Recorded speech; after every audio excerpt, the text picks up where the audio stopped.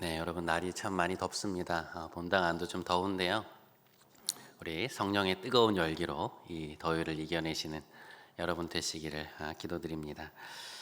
지난주에 여러분께 이제 성령님에 대해 소개를 드렸습니다. 성령 하나님께서 하시는 일의 본질적인 사역이 무엇이라고 제가 말씀드렸죠. 성자 하나님이신 그리스도를 조명하시는 일이라고 말씀드렸습니다.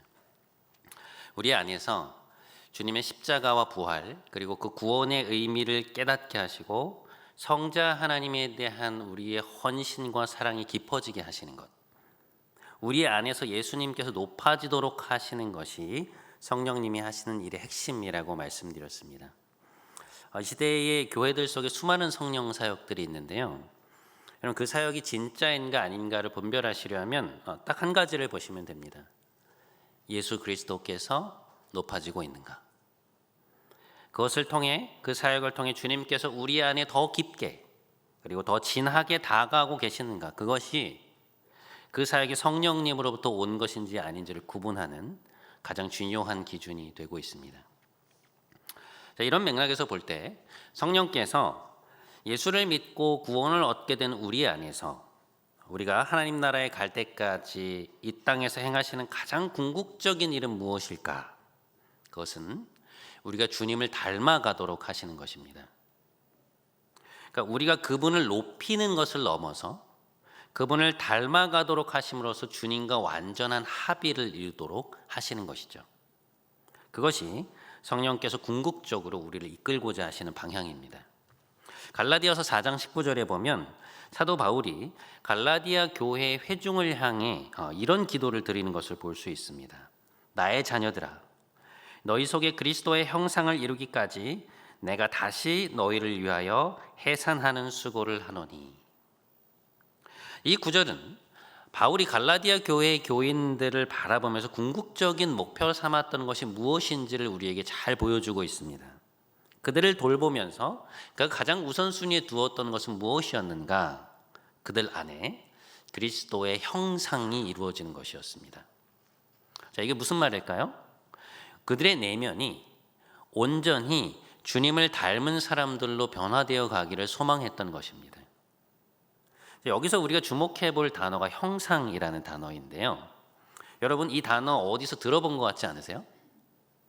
아마 창세기에서 들어보셨을 겁니다. 창세기 1장 26절에 보면 하나님이 이르시되 우리의 형상을 따라 우리의 모양대로 사람을 만들고.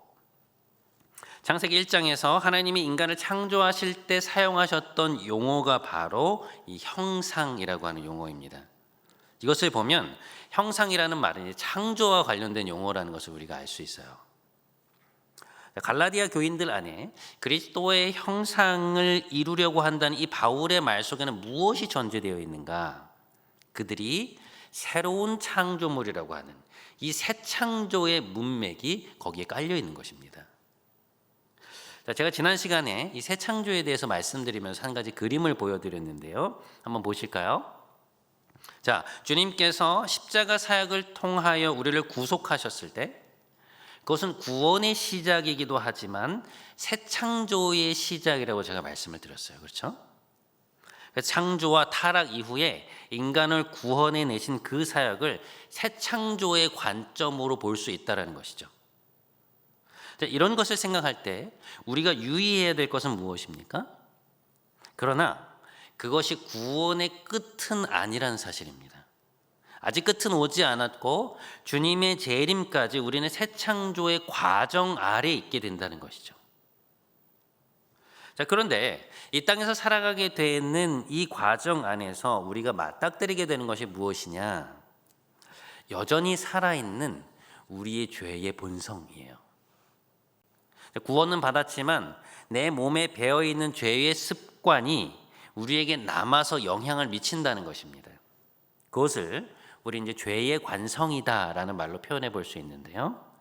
내가 지속해 오던 죄의 습관이 갑자기 바뀌지 않는다는 것입니다. 예를 들면 이런 거예요. 내 성격상 무슨 일을 바라보든 이 비판적으로 바라보는 그런 습관이 있다고 한번 가정해 보시죠. 사람을 바라보든 어떤 일을 바라보든 긍정적인 면을 보기보다는 자꾸만 부정적인 측면을 먼저 보게 되는 거예요. 그런데 이제 그냥 그것을 보고 끝나는 것이 아니라 거기에 대해서 뭔가 비판적으로 말을 하지 않고는 견딜 수 없는 성향이 나에게 또 있는 것이죠. 그러니까 사실 어떤 사람이나 일에 대해서 부족한 부분을 포착해낼 수 있는 능력 자체는 좋은 것이죠. 왜냐하면 그것을 통해서 사람이나 프로젝트에 부족한 것들이 보완될 수 있고 개선될 수 있기 때문입니다. 근데 문제는 무엇입니까? 내 안에 자리 잡은 죄가 그런 은사를 왜곡시켜서 다른 사람에 대해 자꾸만 비난하게 만들고 또 삶의 부정적인 면에 초점을 맞춰서 나를 점점 비관적으로 만들어 간다는 것이죠. 그러니까 죄로 인해서 내 안에 있는 좋은 것들이 왜곡된 형태로 나타나게 되는데 그것이 나에게 하나의 성향으로 자리 잡게 된다는 거예요. 계속해서 그 패턴으로 사고하고 그 패턴으로 행동하게 된다는 것이죠. 죄의 관성이라는 것이 무엇이냐? 우리가 예수님을 믿고 받아들인다고 해서 죄로 인해 왜곡된 그 패턴들이 하루아침에 변하는 게 아니라는 사실입니다.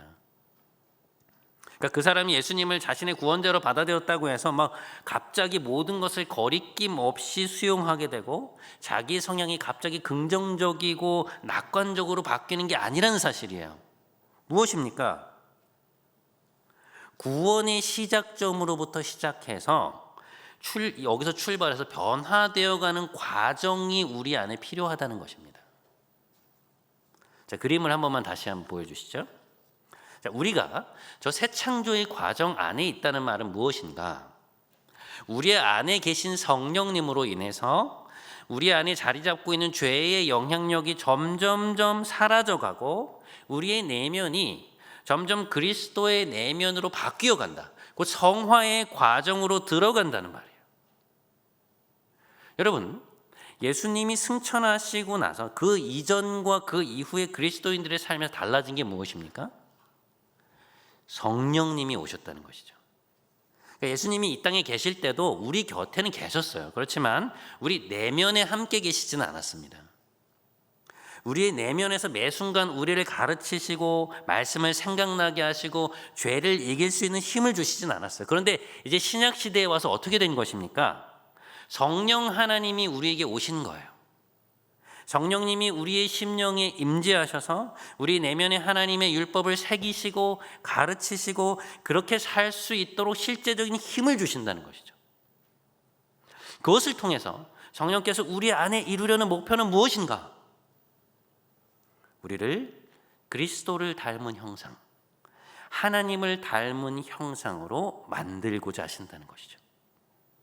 그 형상이, 여러분, 하나님의 형상이 우리 안에 온전히 이루어진다는 것은 뭐예요? 새 창조가 완성된다는 것이죠. 새 창조의 영이신 성령께서 그 일을 우리 안에서 주도적으로 행하여 나가신다는 말씀입니다. 자, 그렇다면 우리가 이 새 창조의 과정 속에 있는 이 우리가 닮아가야 하는 그리스도의 형상은 구체적으로 무엇이냐? 성자 하나님의 내면의 모습은 도대체 어떤 모습이었는가? 그것이 오늘 우리가 함께 읽은 갈라디아서 5장에 나오고 있습니다. 우리가 한번 한 목소리로 읽어보도록 하겠습니다. 함께 읽겠습니다. 시작. 오직 성령의 열매는 사랑과 희락과 화평과 오래 참음과 자비와 양선과 충성과 온유와 절제니 이 같은 것을 금지할 법이 없느니라. 성령님이 우리 안에 오셔서 그리스도의 형상을 이루기에 맺게 하시는 열매는 9가지입니다. 사랑, 희락, 화평, 오래 참음, 자비, 양선, 충성, 온유, 절제. 그런데 여러분, 이 구절에서 흥미로운 것이 있어요. 그게 뭐냐? 열매라고 번역된 헬라어 단어입니다.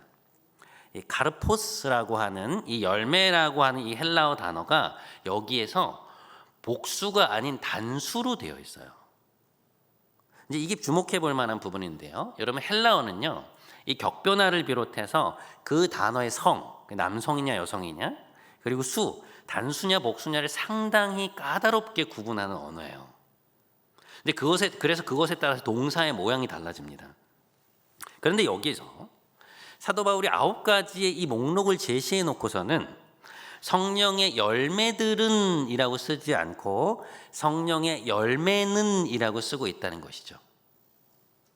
다분히 의도적인 것입니다. 자, 그렇다면 바울은 왜 9가지 성령의 열매를 나열하면서 열매라는 단어를 단수로 쓰고 있는 것일까? 자, 그것은 고린도 교회에 보내는 그의 편지를 살펴보면 우리가 잘 알 수 있어요. 이 바울이 개척했던 교회 중에서 가장 활발하게 사역이 일어났던 교회가 고린도 교회인데요. 이 교회에서 엄청나게 다양한 은사 운동이 일어나요. 그러니까 예언, 방언, 방언 통역, 병 고침 이런 등등 많은 은사들이 이 회중들 안에 일어났습니다. 그런데 그들이 이제 어떤 은사가 더 좋은 것이냐 서로가 막 비교하고 영적인 권위와 절차를 무시하면서 사용하는 바람에 이 공동체의 질서에 큰 혼란이 생겼어요. 그 문제를 다루기 위해서 사도 바울이 쓴 편지가 고린도전서인데요. 이 고린도전서 12장에서 바울이 그들에게 나타난 이 다양한 은사들에 대해서 쭉 논의를 한 이후에 그 마지막 절에서 이런 이야기를 합니다. 너희는 더욱 큰 은사를 사모하라. 내가 가장 좋은 길을 너희에게 보이리라. 자, 여러분 보세요. 내가 너희에게 그 수많은 은사들 중에 가장 좋은 은사에 대해 말해주겠다라는 것인데요. 그렇다면 바울이 말하는 가장 훌륭한 은사는 무엇이냐? 그게 바로 사랑이에요. 그러니까 내가 가장 좋은 길을 너에게 보이겠다라고 해서 넘어간 장이 고린도전서 13장인데요. 여러분 이것이 바로 그 유명한 사랑장입니다. 내가 사람의 방언과 천사의 말을 할지라도 사랑이 없으면 소리나는 구리와 울리는 꽹과리가 되고 이렇게 시작을 하는데요. 13장 4절부터 우리가 익히 들어온 말씀이 이어집니다. 이렇게 돼요. 사랑은 오래 참고 사랑은 온유하며 시기하지 아니하며 사랑은 자랑하지 아니하며 무례히 행하지 아니하며 자기의 유익을 구하지 아니하며 진리와 함께 기뻐하고 모든 것을 믿으며 모든 것을 바라며 모든 것을 견디느니라. 자, 그런데 여러분 여기 보세요. 지금 사랑에 대해서 설명하면서 바울이 사랑의 특성들에 대해서 뭐라고 얘기합니까? 오래 참음, 온유, 기쁨 이런 것들이 나오죠. 여러분 이거 어디서 본 것 같지 않으세요? 어디서 보셨죠? 갈라디아서 5장에서 말한 성령의 열매들이에요. 무슨 얘기냐? 그럼 다시 질문으로 돌아가서 바울은 왜 성령의 9가지 열매들을 나열하면서 열매라고 하는 단수를 사용했을까? 무엇입니까? 이 사랑의 뒤에 나오는 희락, 화평, 오래 참음, 자비, 양선, 충성, 온유, 절제 이 8가지가 사랑이라고 하는 이 열매에 나타나는 다양한 양상들이라는 거예요. 우리 안에 사랑이 충만하면 우리 안에 기쁨이 넘치게 되고 다른 이들과 화평하게 되고 오래 참을 줄 알고 자비로우며 상대방에게 선한 일을 행하려고 하고 그들에게 선의를 지키며 온유한 모습으로 대하게 되고 그들을 향해 자기의 욕망대로 행하지 않고 절제함으로 행하게 된다는 것입니다. 그것이 사랑으로 인해 맺어진 열매들이라는 거예요. 이 사랑의 우선순위와 포괄성에 대해서 주님이 똑같은 말씀을 하셨어요. 마태복음 22장을 한번 보시죠. 자, 지금 이 장면은 어떤 장면이냐면요. 주님께서 회중들을 향해서 여느 때와 같이 가르침을 이제 마치고 났는데 거기에 있었던 한 율법학자가 주님께 질문을 던지는 거예요. 선생님, 구약에 나와 있는 모든 말씀들 중에서 가장 중요한 것 하나를 꼽으라고 하면 무엇을 꼽으시겠습니까? 예수님은 시험하고 있는 것입니다. 여러분, 구약의 율법이 얼마나 많습니까? 거기에 무슨 카테고리가 명시되어 있는 게 아니거든요. 그런데 그 중에 딱 하나를 꼽아보라는 거예요. 굉장히 난감한 질문이죠. 그런데 그때 주님께서 주저없이 딱 2가지를 말씀하십니다. 첫째, 내 하나님을 목숨처럼 사랑해라. 둘째, 내 이웃을 내 자신과 같이 사랑해라. 내가 너희에게 주었던 그 수많은 계명들, 그 계명들을 통해 결국 내가 말하고자 하는 바가 무엇이냐? 하나님을 사랑하고 내 이웃을 사랑으로 대하라는 거예요. 그 안에 모든 율법이 포함되어 있다는 것입니다. 왜 그러한가? 왜 사랑이라는 것이 그 많은 하나님의 명령을 다 포함하고 있는 것인가? 로마서 13장 10절에 보면 그 이유가 명확히 나오고 있습니다. 한번 보시죠. 남을 사랑하는 자는 율법을 다 이루었느니라. 간음하지 말라, 살인하지 말라, 도둑질하지 말라, 탐내지 말라 한 것과 그 외의 다른 계명은 내 이웃을 내 자신과 같이 사랑하라 하신 그 말씀 가운데 다 들었느니라. 우리 10절 함께 읽어보겠습니다. 시작. 사랑은 이웃에게 악을 행하지 아니하나니 그러므로 사랑은 율법의 완성이니라. 아멘. 왜 사랑인가? 왜 사랑이 가장 중요한가? 하나님을 알고 그분을 사랑하고 그것을 전제로 내 이웃에 대한 사랑을 가진 사람은 그 이웃에게 절대로 악을 행하지 않기 때문입니다. 그럴 수 없어요. 왜 그러한가?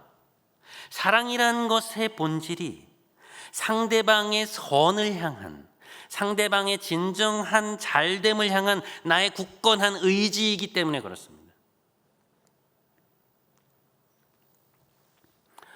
이번 주에 제 마음을 정말 아프게 하는 일들이 있었는데요.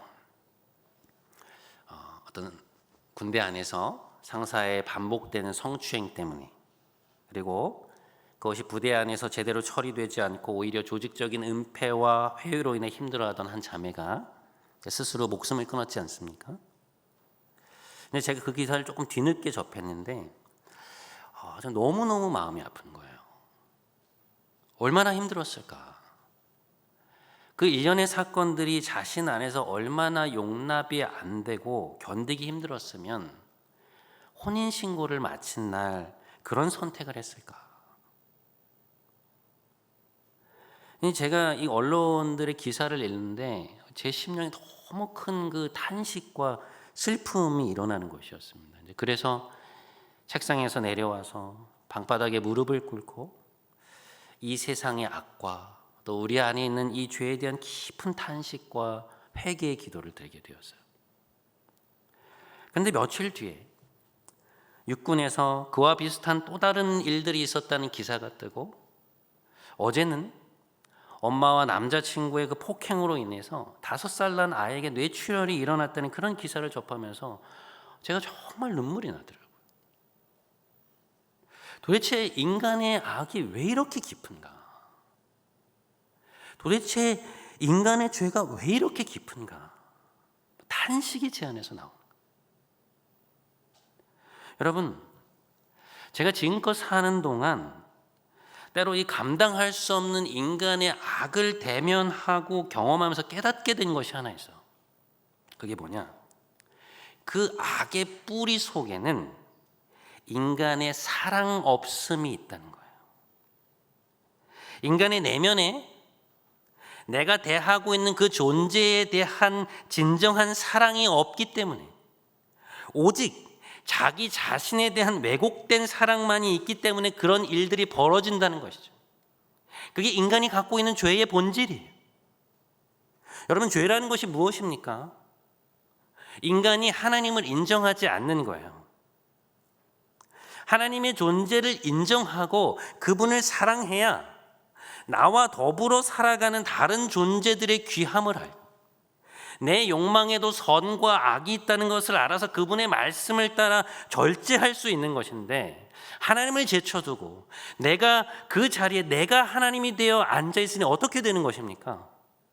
내 뜻, 내 욕망, 내가 원하는 것을 이루는 것을 선이라고 생각하는 거예요. 그 자아중심적 이기심이 죄의 본질이고 인간의 악의 뿌리입니다. 여러분, 하나님이 왜 죄를 그토록 싫어하고 역겨워하는지 아세요?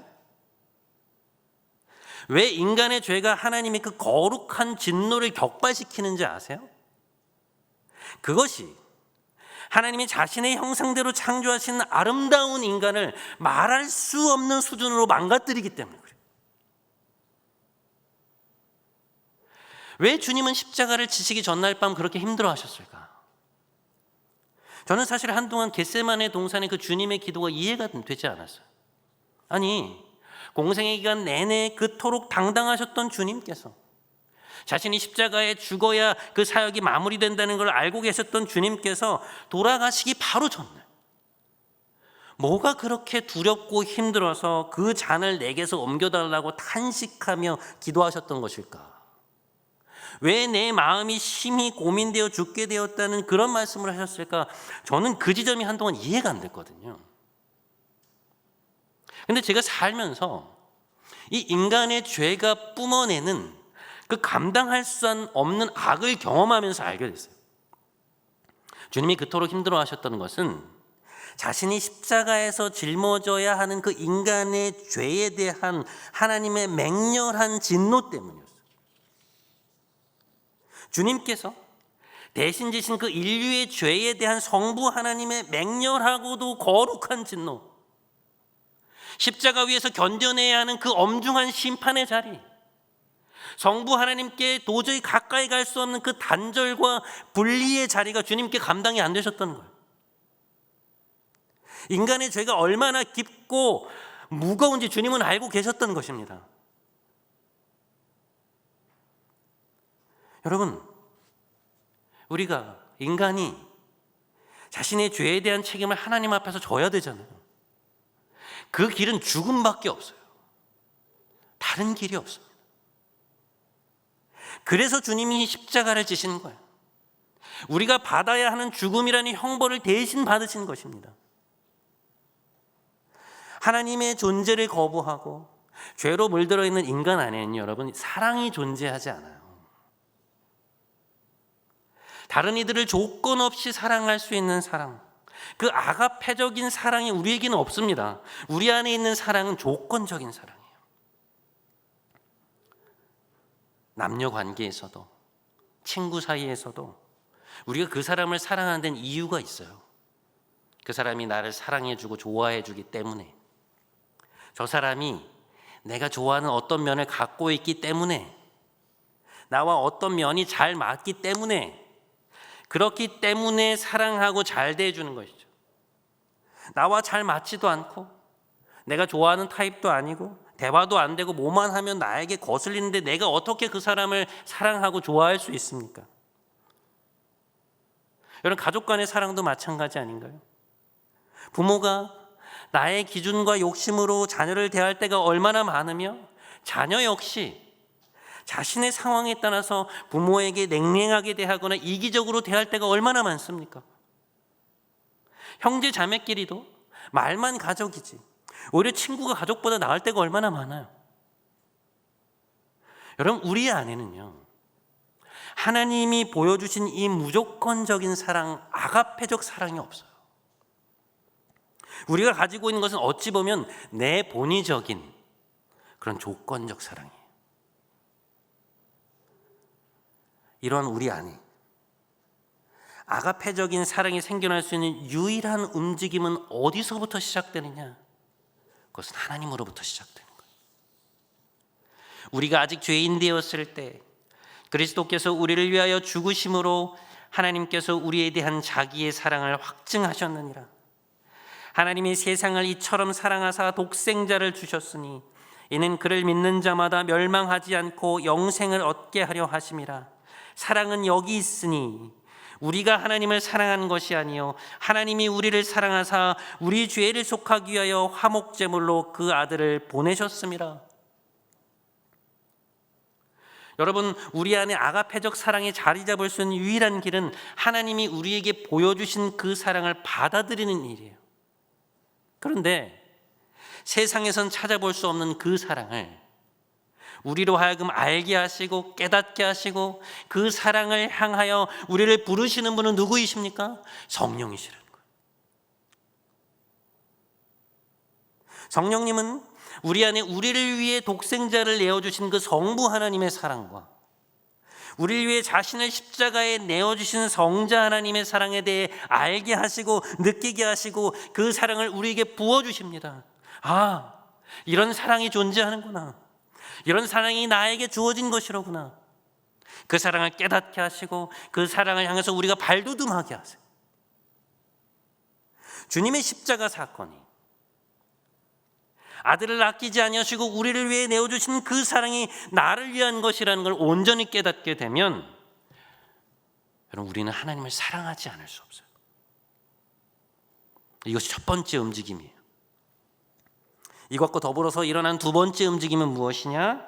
하나님을 사랑하는 다른 사람들을 사랑하게 되는 거예요. 하나님 안에서 그들이 얼마나 사랑받는 귀한 존재됨을 내가 깨닫게 되기 때문에 다른 이들을 향한 사랑으로 내 마음이 옮겨가는 것입니다. 자, 이것에 뒤따라오는 사랑의 세 번째 움직임은 무엇인가? 그들이 나를 사랑하는 거예요.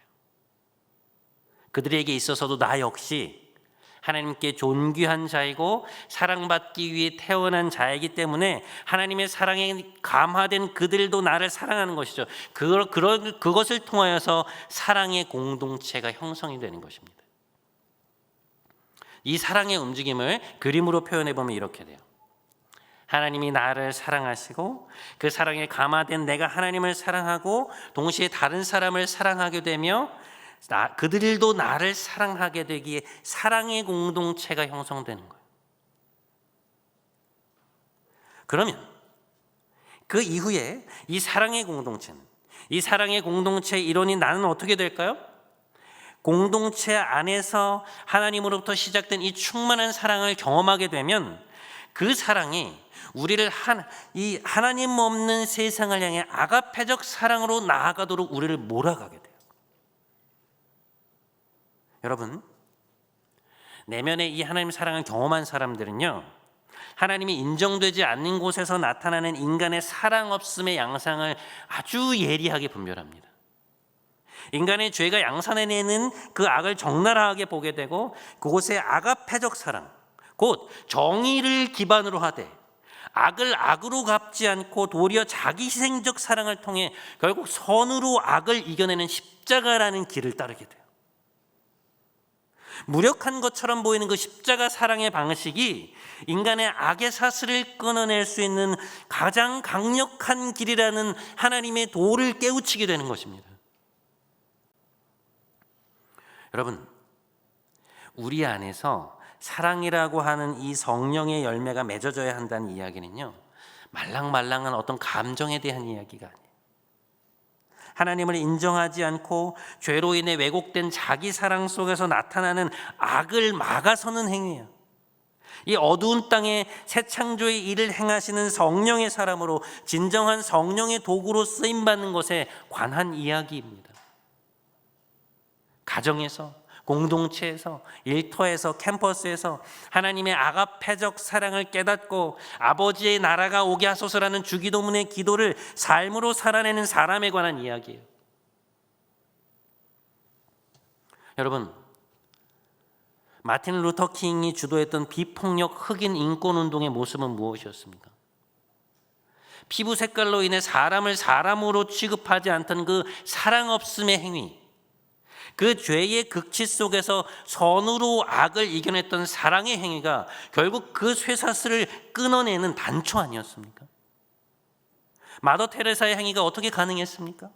버려지고 죽어가던 그 수많은 아이들, 어린 생명들, 그것을 알면서도 아무것도 하지 않던 그 사회의 냉랭함의 죄, 그 사랑이 없음의 공동체에 다시금 온기를 불어넣고 전 세계 사람들이 버려지는 아이들에 대한 관심을 갖도록 만든 힘은 어디에서 비롯된 것입니까? 그리스도의 십자가의 사랑에서 비롯된 거예요. 1994년 르완다 대학살이 일어나던 시절에 상대방 부족을 죽이려는 상황 속에서 기독 공동체의 청년들이 죽음을 무릅쓰고 상대 부족의 청년들과 함께 예배의 자리를 지키는 일은 어떻게 가능했습니까? 그리스도의 사랑으로 인해 가능했던. 여러분, 십자가는 우리를 향한 하나님의 도저히 이해할 수 없는 사랑의 증거입니다. 이 사랑을 누리고 그 사랑이 절절히 내 가슴 안에, 내 마음 안에 사무칠 때 우리 안에 이 아가페적 사랑이 생겨나기 시작해요. 그때 요한일서 4장 11절의 말씀이 비로소 이해가 되고 눈에 들어오기 시작하는 것입니다. 사랑하는 자들아, 하나님이 이같이 우리를 사랑하셨은즉 우리도 서로 사랑하는 것이 마땅하도다. 여러분, 우리 안에 이 사랑의 움직임이 커져가는 것이 왜 중요할까요? 그것은 우리 안에 그것이 영적인 생명이 있다는 증거가 되기 때문이에요. 우리는 형제자매를 사랑함으로 사망에서 옮겨 생명으로 들어간 줄을 알거니와 사랑하지 아니하는 자는 사망에 머물러 있느니라. 여러분, 우리가 사망에서 생명으로 옮겼다는 것을 증명하는 것이 바로 사랑입니다. 왜 그렇습니까? 우리가 거듭나서, 성령으로 거듭나서 성령께서 우리 안에 계신다면 반드시 사랑의 열매가 맺혀지게 되기 때문에 그래요. 그 열매가 생명의 증거이기 때문에 그렇습니다. 사랑하는 여러분, 말씀을 정리하려고 합니다. 요한일서 4장 12절의 말씀을 함께 보면서 좀 마무리하려고 해요. 우리 함께 이 말씀을 좀 읽어보도록 하겠습니다. 함께 읽겠습니다. 시작. 어느 때나 하나님을 본 사람이 없으되 만일 우리가 서로 사랑하면 하나님이 우리 안에 거하시고 그의 사랑이 우리 안에 온전히 이루어지느니라.